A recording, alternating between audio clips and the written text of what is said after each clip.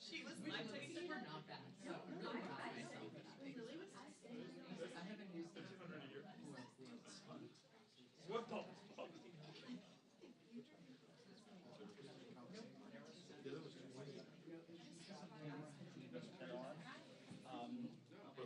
So I don't know, or you can take big chunks of it, or whatever you guys would be interested to do.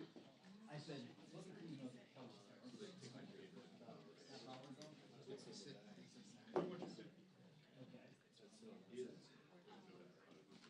Yeah, we'll do something with that. I think we might roll with another sort of, not as like a standalone news media. NBA, definitely. No, Okay. Can you flag it for him, and I will then call him on about that? but as my friend said about him, he's also he doesn't stop moving. He's like, you hold him, he like wiggles inches out of your arms and runs. If you gotta find a course, you need his eye.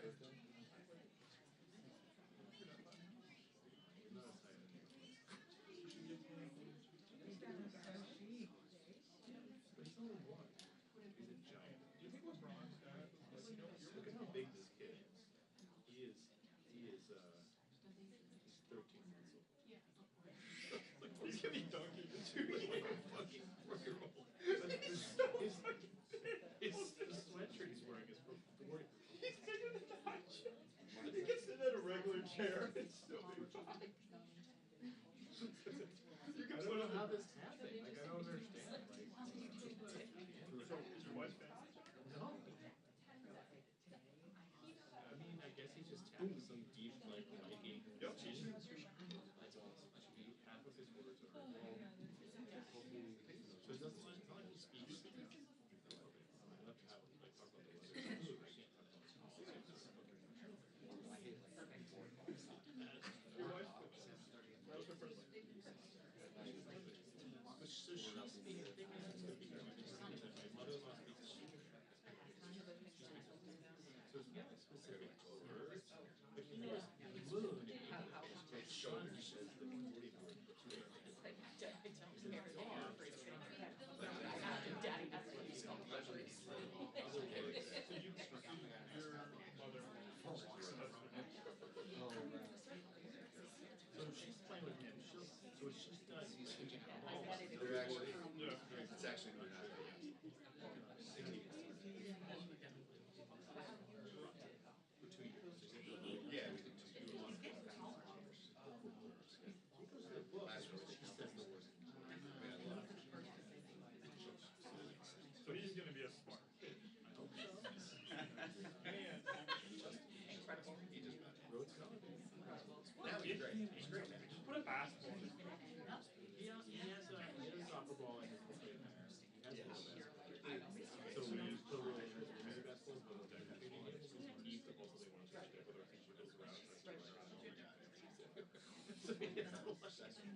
We have the hold up. We have the illuminating before we try to. And then you guys.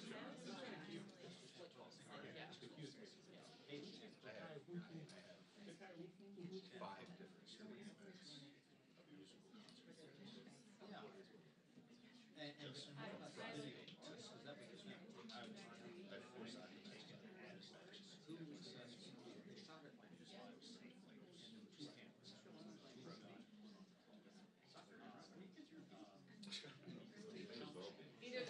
cameras. They're South American. So my middle son is a freshman in math, and I have a son. They can all. And look at the send me the letter. I have to write it down. God, that's great. But he goes to school. Yeah. Did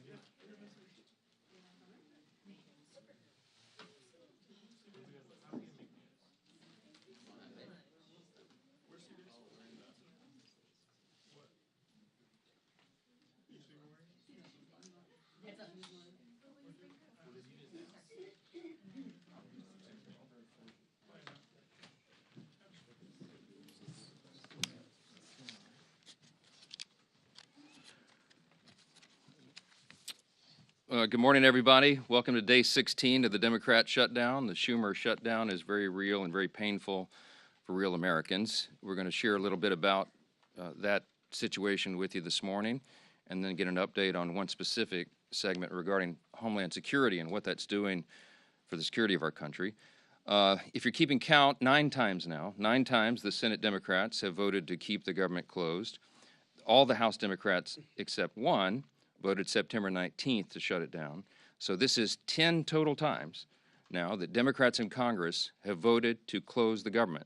And we know what that means for real people. We know what it means for our troops and our Border Patrol agents and TSA agents and air traffic controllers and everybody who relies upon services around the country. It's very real. And so today marks yet another day of American families feeling the very real personal and economic strain of this reckless decision that our Democrat colleagues keep making. They want the United States government to remain closed, and they seem not to care about the pain that it's causing. They have offered no plan. They have offered no strategy. They have offered no common sense path forward for ending this situation. And so many of you have asked all of us, how will it end? We have no idea. It's up to the Democrats, and they have to decide it. And judging by their outrageous behavior, the Democrats appear perfectly happy to keep the political theater going while real people suffer. And that's why House Republicans made the responsible decision for our members to spend this week in their districts working for the people. They're helping their constituents. They're helping the American people navigate the mess that the Democrats have created. Staying back to work with our constituents was a decision that we made very thoughtfully, and we made collectively as a group, House Republicans. We have so much of that work to do. That's not some talking point. It's not some strategic tactic. We made that decision out of urgent necessity. So I want to highlight here just this morning, just very briefly, just a couple of examples, a small sample of some of the very important work that House Republicans are doing on the ground right now to help Americans through this difficult time. In the state of Michigan, for example, our members are sitting down with veterans, men and women who risked their lives for our country, and they're struggling now because the services they depend on, health services, for example, have come to a halt thanks to the Schumer shutdown. So in Michigan, our Republicans from the House are there working through those situations. In Texas, many of our Republican colleagues have met with some of our brave Border Patrol agents down on that southern border who are still reporting for duty without a paycheck. In Montana, Congressman Ryan Zinke helped park rangers who are keeping the parks open as best they can for families and travelers, even as they themselves go without a paycheck. Across the Midwest, we have members who are meeting with local and regional airports to hear firsthand how furloughs and blocked paychecks there are hurting the people who keep our skies safe really important stuff. In rural communities around the country, Republicans are working hand in hand with their local hospitals to make sure that the $50 billion rural hospital fund that Republicans got signed into law in July 4th is accessed. It reaches the people who need it. And they're doing that work while the Democrats are demanding to kill that essential fund that is in their counterproposal for the CR, one of the many outrageous things they've claimed they want to do. And everywhere across America right now, we're helping small business owners and farmers and ranchers and service coordinators navigate frozen loans and delayed emergency funds and growing uncertainty about how to keep serving their communities. So all across the country, Republicans are dealing with the very real and painful consequences facing real Americans. Now, that's happening on the Republican side. And what's happening on the Democrat side? You can see it for yourself. Compare what I just told you with what they're doing. Look at their own behavior. Look at their actions. Don't listen to the words that people are saying. Look at what they're doing. Chuck Schumer and Democrats over the last 10 days, here's a small sample of their activity, okay? We've seen performative stunts and TikToks and photo shoots across every inch of this Capitol. We've seen Democrats actually toast themselves on the balcony of the DCCC last night, while their colleagues voted in the Senate to keep the government closed for the 10th time.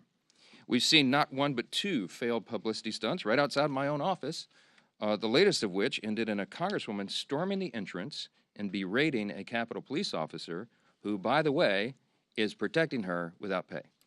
And last night, we even saw, I didn't see it, many of you saw it, CNN host the first socialist town hall where Bernie Sanders and AOC said the quiet parts out loud. They don't know what they want to end this shutdown. They couldn't provide a single viable solution for the mess that they themselves have gleefully created. And by the way, those are the real leaders of the Democrat Party. We all know it, AOC and Bernie. Good luck with that. And amid all that, Chuck Schumer is actually bragging that every day gets better for his party. As you know, that is his words, not ours. All this would be laughable if it didn't come at the cost of American families, and it really is deadly serious.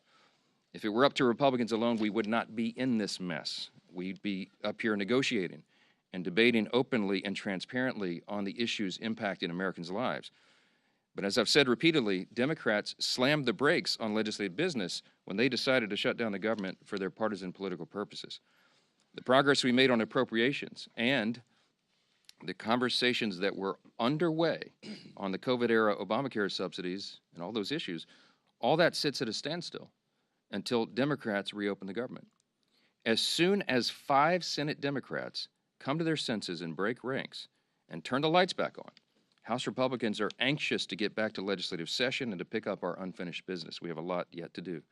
Until then, I'll continue to share the facts from this podium every morning to try to get this message directly to the American people. Republicans will continue serving on the job in our communities on behalf of the American people that we represent. I'm going to conclude this morning by saying this again. There's an incredible contrast right now between the two parties that could not be more clear. As we say here every day, this is not your grandfather's Democratic Party. It truly has become the far left, Marxist left, that are running that whole operation. And it has real effects on real people. And I just want you to, I'll highlight again the split screen of what we're seeing. In America right now, there are two diametrically opposed visions for the country, and you should look at the actions of elected officials and not their words. And what are the actions? President Trump and Republicans are delivering for the American people. We have cut their taxes. We are removing red tape and regulations to get the economy humming again. We have ended the border crisis, virtually 0 crossings in the last 4 months under President Trump. We are ending the crime crisis around America, taking heroic measures to make sure that happens. We're cutting fraud, waste, and abuse out of government and making government more efficient and effective for the people. And right now, President Trump is resolving international conflicts, restoring peace through strength around the globe. That's just a small sampling of what's been done by Republicans in the last 9 months. And what have Democrats done for the last 9 months? On the split screen, look at the other side. They've shut down the government. I mean, I don't know what else to say. Put all the gimmicks and the talking points aside and look at the indisputable facts and evidence of what is happening right here. There could not be a stronger contrast between the two parties. And I don't know how more simply we can say that. With all that, I'm really happy to introduce our good friend from New York. Chairman Andrew Garbarino is the chair of our House Committee on Homeland Security, and he's here with us this morning to tell us a little bit more about the grave consequences of the Democrat shutdown on America's national security. It could not be more serious than it is right now. Andrew, go ahead. Thank you, Speaker. Sure. Thank you, Speaker, and Leader Scalise and Chairman McClain. Thank you all for being here today. The Senate Democrats' decision to shut down this government for cheap political points lacks any common sense and is undermining the Department of Homeland Security's core mission, as well as the people tasked with upholding it. Nearly 95% of DHS's workforce is considered essential, and that's rightfully so. But that means they're at work right now, and they're not getting paid. More than 63,000 CBP personnel, including U.S. Border Patrol, are continuing their steadfast commitment to securing our borders. More than 61,000 TSA personnel are continuing their mission to protect the traveling public and keep the skies safe. More than 8,000 Secret Service personnel are still carrying out their no-fail mission to safeguard our nation's leaders.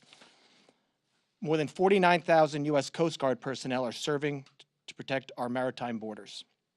I'm grateful that President Trump and Secretary Noem are taking steps to ensure that the Coast Guard personnel are getting paid, just like our military during the shutdown. And I appreciate the department's continued work to support frontline law enforcement officers. I think, though, it's also very vital that we ensure that TSA security officers are compensated as well. Just because the government shut down doesn't mean people aren't still flying. We owe all of these men and women at DHS a debt of gratitude for their continued service. But the shutdown is not just about personnel. It's undercutting our Homeland Security posture.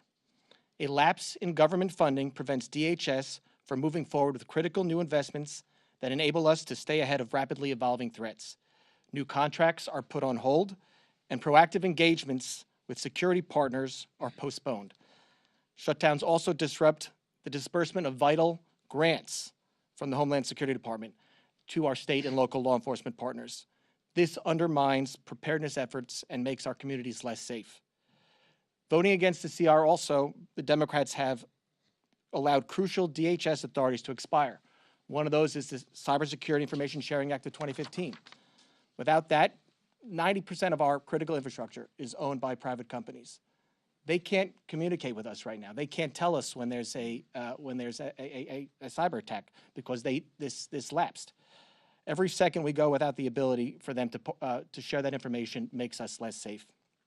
They've also the counter drone authority has also lapsed. That was in the CR. Without this in place, agencies may not be able to swiftly take down malicious drones before they threaten U.S. airspace. There are dozens more.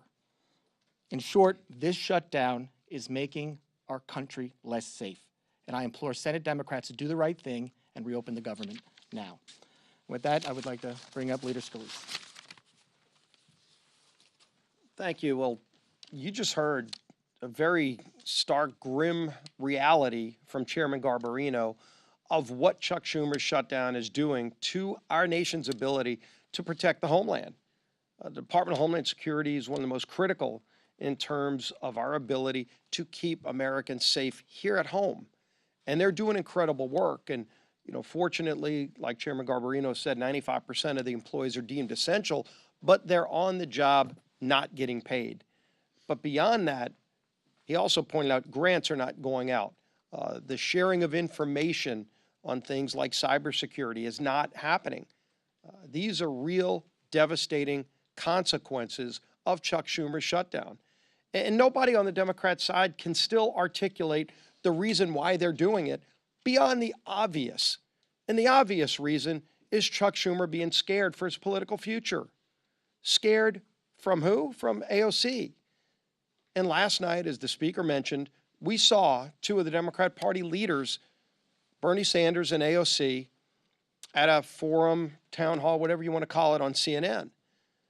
And they were laughing, they were guffawing like it's some kind of game. In fact, when AOC was pressed to say, what is it that y'all are shutting the government down over? She couldn't even give an articulate answer. This is what she said, quote, "I think we need to see ink on paper. I think we need to see legislation. And I think we need to see these things passed on the floor of the House and Senate and signed by the president. Can anybody tell me what she's talking about? I mean, they filed an alternative bill that everybody knows is not serious, $1.5 trillion in new spending to do, among other things, to gut the Rural Hospital Fund, the $50 billion that we put in place, the largest investment in rural hospitals in our country's history. They want to gut that to give free health care to illegals? That's not going to happen, and that's not a serious proposal. But in fact, when you get back to the heart of the question, and that is Chuck Schumer fighting for his political life in New York, they did ask AOC that question. You know, are you going to primary Chuck Schumer? And she laughed, and Bernie tried to bail her out of the question, but ultimately she wouldn't give a direct response to that, because that's really what this shutdown is about. Is Chuck Schumer afraid of the AOC wing of the party primarying and beating him in New York? And so he's just concerned about his political future, and he's willing to jeopardize the lives of the American people, to jeopardize our Homeland security abilities that Chairman Garbarino talked about. These are serious consequences to real people, men and women in uniform, our federal workers that are not getting paid. All for what? For the gibberish you heard last night? They cannot articulate even what they want. We presented a clean CR that Chuck Schumer himself voted for in March. Very straightforward bill to fund the government and open it up just to give us more time to negotiate our differences. Very big differences that we have on policy, but we can't even get to those policy negotiations while Chuck Schumer is shutting down the government. So Senator Thune's doing a great job of trying to find a way to keep bringing the bills back up until one day just 5 more senators on the Democrat side come to their senses and say they're willing to get the government back open so we can resume those negotiations. And we stand ready. We've done our job in the House, and we're ready to get back to work. There's a lot of work stacking up, but while Chuck Schumer keeps the government shut down, it's hurting millions of real families across America. With that, turn it over to our conference chair, Lisa McClain. Thank you, Leader, and thank you, Rep. Garbarino, for being here and the work that you're doing on the Homeland Security. Here we are. Democrats have shut down your government now for 16 days. So I think we all want to know, what have the Democrats done with all this time on their hands, right? Well, let's see. They've posed for glossy photos outside the Capitol. They've screamed at Capitol police officers who, by the way, they are refusing to pay, right? They've jumped on TV to what looks like an audition to be the next radical in charge after Chuck Schumer. And now they're gearing up for their I Hate America rally this weekend. A rally where they'll cheer for chaos instead of country. So take note of what goes on at that rally. Take note of how they put Americans first, really.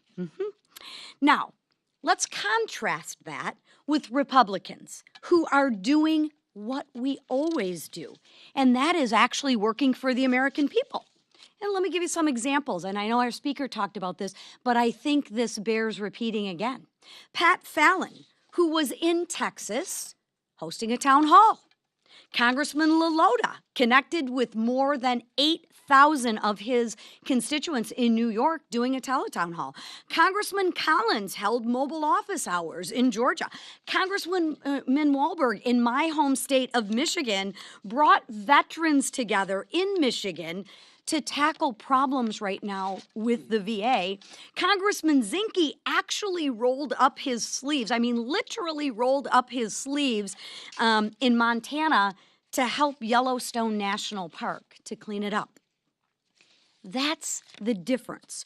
One side delivers solutions and the other are showboats. Republicans passed a clean CR to keep the government open. No gimmicks, no tricks. We actually want to govern. We did our job. And then we got back to work for the people who actually sent us here. Democrats, they saw a shutdown as leverage, as a chance to push for more wasteful spending. And don't take my word for it. Look at what they want to do, 1.5 trillion. You should never use a shutdown as leverage for more wasteful spending. But that's exactly what the Democrats are doing. Well, I have news for them. It's not going to work. Republicans are united behind the work that we've done for the American people. We will not hand out government benefits to illegals on your dime. We will not repeal provisions that cut waste, fraud, and abuse. And we will not cave to Democrats' 1.5 trillion in spending. So it's time for the Democrats to wrap up the photo shoots, stop actually attacking law enforcement, and end the who's more radical contest. Let's pass our clean bill and get back to work for the American people who sent us here. Thank you. All right, time for questions. Chad, go ahead. Mr. Speaker, good morning. Good morning. I know what Republicans have said, saying the shutdown is because Schumer is afraid of Ocasio-Cortez. There have been questions to Ocasio-Cortez, Schumer, saying, is this because you're afraid? Are you going to challenge in a primary? They deny that. I understand the tension here about the shutdown. But just because you're saying that that's the case does not necessarily make that true. When they deny that, why should we continue to say, okay, it's because they're worried about their left flank, or Schumer's worried about Ocasio-Cortez challenging him in a primary? Well, look, I'll be intellectually consistent, tell you don't listen to what politicians say, look at the actual evidence. I could put on my evidence here. First, Exhibit A is what AOC actually said last night. She did not disclaim that she was running against Schumer, and there's a lot to talk about that. You don't have to take my word for it. Most of you have written about that. But then also look at the evidence. Exhibit B would be what happened in March. And when we began all this, and I think at the first or second day of the shutdown, I brought you a magazine cover that I had on a big stack on my desk, the Washington Examiner, and it was a cartoon depiction of Chuck Schumer leaving the Senate with a box with all his belongings as if he'd been fired, and he had this shameful look on his face. And all the House Democrats were drawn behind him, screaming at him, holding up signs saying he was a traitor, et cetera. And that's the abuse he took from the far left corners of the base after he did the right and responsible thing, by his own words, not mine, the right and responsible thing to pass the continuing resolution in March. We have the identical product on the table today. What has changed? Don't take our word for it. Just go look. The only explanation for this is that Chuck Schumer does not want to face the heat and the scrutiny and the abuse that he took in March for doing the right, responsible thing by the far left voices in his party. When Bernie and AOC get the full stage for a CNN, the first socialist town hall, I hope they're proud of themselves. They are the voices of the party. I mean, they are. Look, Mamdani is on path, shockingly, sadly, frighteningly, to become the elected mayor of the largest city in America, the once cradle of capitalism. There is a Marxist rise in the Democratic Party, and the old guard. And I'm saying old guard. Chuck Schumer's been here for 44 years, okay? He is not the flavor of the month. And he knows that he's going to get a challenge. If it's not AOC, it'll be another disciple of Mamdani or somebody like that. They all know that. Ask Hakeem Jeffries why he has not openly endorsed Mamdani for the mayor of New York. He's in a real bind.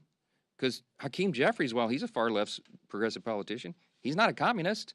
But you have to aspire, you have to say, you have to stand for the farthest left ideas, socialism, communism, Marxism right now, to be in favor in the Democratic Party. This is not your grandfather's Democratic Party. They wouldn't recognize it.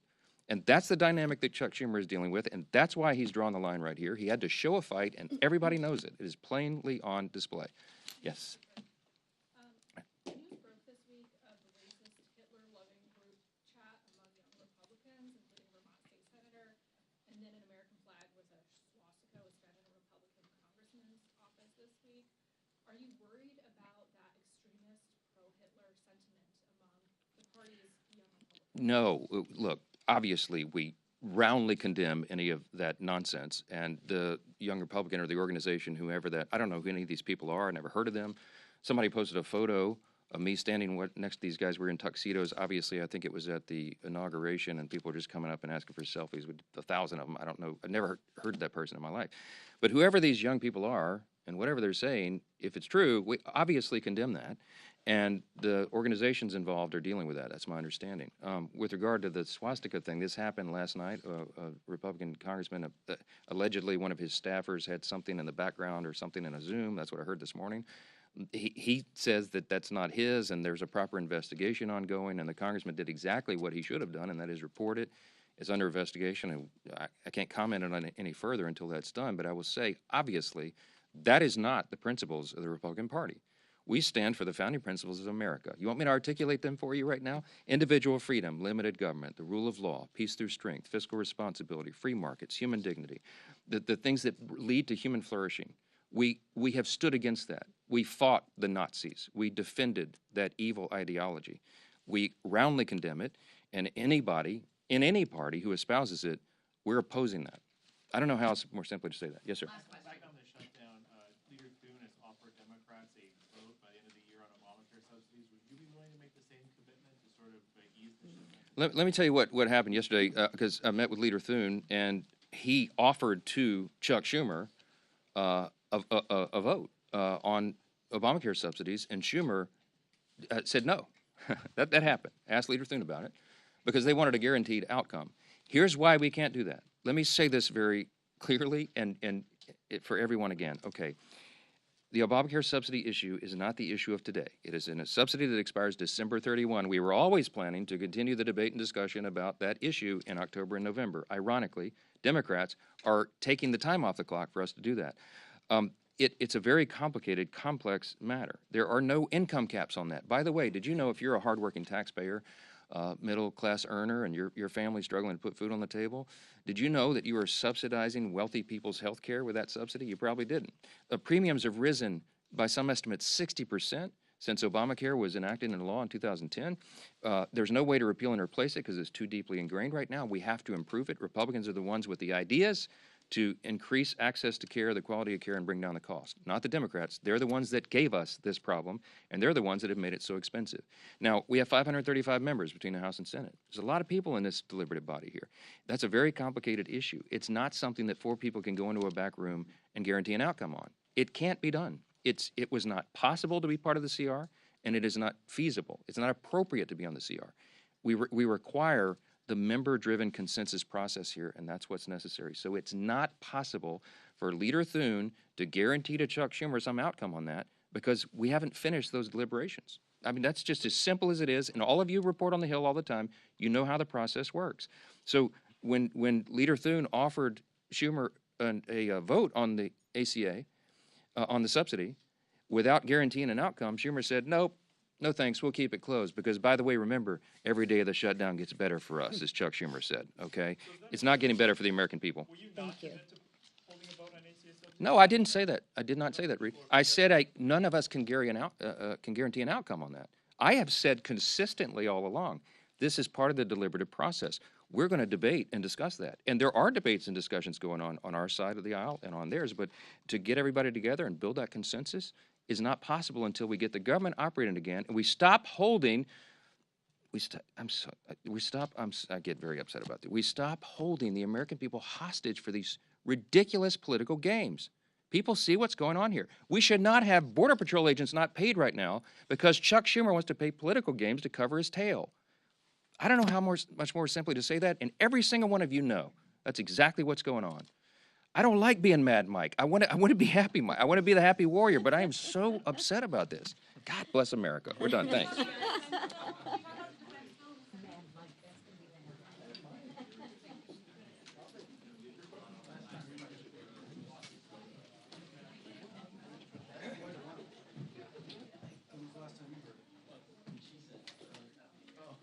Posing for glossy photos. I don't think so. I'll just have a glossy file. You're going to name that in the archive? Yeah. Yeah, what's up, glossy? I guess it was. Well, I don't know when I used to go when I was an intern. That was funny. Yeah. I'll get back there. Next correction.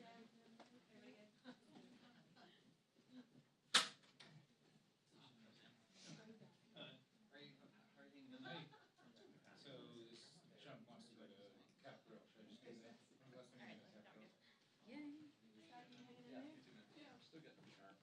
Is it crowded? Is it like a meeting? I mean, senators are Hi, Scotty. We'll see you tomorrow.